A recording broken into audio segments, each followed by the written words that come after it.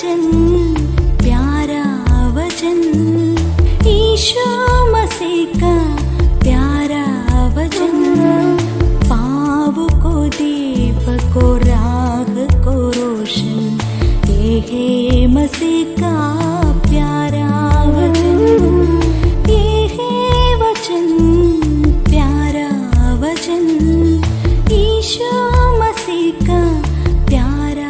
परमेश्वर के धन्य नाम की महिमा हो। प्रभात मनन के सत्र 1744 में आप सभी का बहुत ही विनम्रता के साथ स्वागत करता हूँ। आइए आज के मनन के लिए हम पढ़ते हैं फिलेमोन अध्याय 1 पद 19। मैं पौलुस अपने हाथ से लिखता हूँ कि मैं आप भर दूंगा, और इसके कहने की कुछ आवश्यकता नहीं कि मेरा कर्ज जो तुझ पर है वह तू ही है। परमेश्वर के वचन बहुत ही स्पष्ट रूप में ये बात सिखाता है कि जो सुसमाचार सुनाते हैं, अर्थात जो लोग प्रभु से बुलाहट प्राप्त करके पूर्ण समय सुसमाचार प्रचार की सेवा में लगे हुए हैं, उनकी जीविका सुसमाचार से होना चाहिए। ये प्रभु स्वयं कहा हुआ एक प्रस्ताव के रूप में प्रेरित पौलुस हमें सिखाता है। कुरिन्थ की कलीसिया पौलुस की मेहनत का परिणाम था।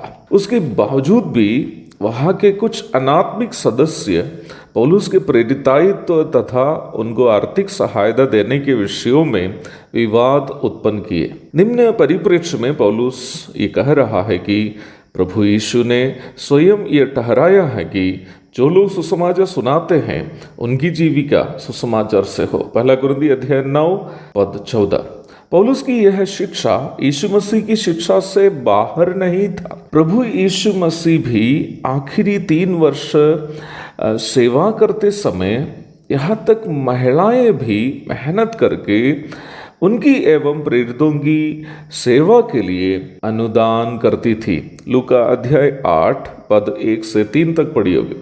परंतु कलीसिया के इन अनात्मिक सदस्यों के दुर्व्यवहार के कारण यद्यपि कुरिन्थ में पौलुस ने सेवा समाप्त तो नहीं किया, परंतु कुरिन्थ के विश्वासियों से आर्थिक सहायता स्वीकार नहीं करने का फैसला उन्होंने लिया। कुरिन्थियों की पहली पत्री अध्याय 9 पद 15। इसका यह भी मतलब नहीं था कि पौलुस कहीं से भी आर्थिक सहायता स्वीकार नहीं करता था। कुरिन्थ में सेवा करते समय भी अन्य कलीसियाओं से, विशेषकर मकिदुनिया की कलीसियाओं से वह आर्थिक सहायता स्वीकार करता था। कुरिन्थियों की दूसरी पत्री अध्याय 11 पद 8 और 9।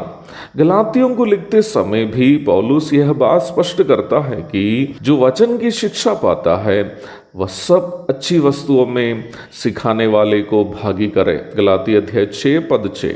मैं इन बातों को यह समझाने के लिए आपसे कह रहा था कि फिलेमोन पौलुस की आत्मिक संतान होने के कारण पौलुस की मदद करने का स्वाभाविक दायित्व रखता है। फिलेमोन का ये स्वाभाविक दायित्व है कि वो पौलुस की मदद करे, क्योंकि फिलेमोन पौलुस की आत्मिक संतान है। 19वीं पद के आखिरी भाग में पौलुस यही सच्चाई फिलेमोन को याद दिला रहा है। परंतु पौलुस का स्वभाव यह था कि जो उनका स्वाभाविक हक की बात है वो किसी से मांगता नहीं था। मांग कर मदद स्वीकार करने का स्वभाव पौलुस को नहीं था। पहला कुरिन्थी अध्याय 9 के शुरुआत के आयतों में पौलुस यही सच्चाई कुरिन्थियों से कह रहा है। इधर फिलेमोन के साथ भी वह ऐसा ही कर रहा है। ओनेसिमुस का खर्च को स्वयं भुगतान करने के लिए पौलुस तैयार होने का कारण यही है। परंतु वो ये भी याद दिला रहा है कि अपना आत्मिक पुत्र होने के कारण पौलुस के प्रति फिलेमोन कर्जदार भी है। सेवकाई के क्षेत्र में अनिवार्य रूप में सेवक तथा विश्वासी पालन करने का एक आध्यात्मिक तथ्य हम यहाँ देखते हैं। सेवकगण विश्वासियों से जबरदस्ती या दबाव डालकर कभी भी किसी भी प्रकार की सहायता की मांग नहीं करनी चाहिए, परंतु सेवा करने वालों की आवश्यकताएं समझकर जो विश्वास योग्यता के साथ वचनानुसार सेवा करते हैं, कलीसिया के अधीन रहकर सेवा करते हैं, गवाही के साथ सेवा करते हैं, उनकी आवश्यकताएं समझकर उनकी मदद करने की मानसिकता, दायित्व का एहसास विश्वासियों में भी होनी चाहिए। एक और शुभ दिन की धन्य कामनाओं के साथ आज का मनन में यह समाप्त करता हूँ। प्रभु आप सबको आशीष दे। आमीन।